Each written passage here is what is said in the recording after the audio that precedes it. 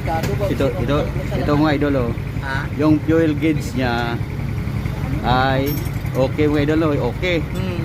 Ngunit kung i-switch mo yung headlight, ayan oh, i-switch ko headlight. Yan. Oh, magpo-full tank siya. Yan. Dragon. Tingnan natin mga idol kung anong diferensya. City 125 yan mga idol. City 125. Ito pala mga audio yung ground sa panel board. Yan, nabunot. Saka tatanggal siguro. Yan.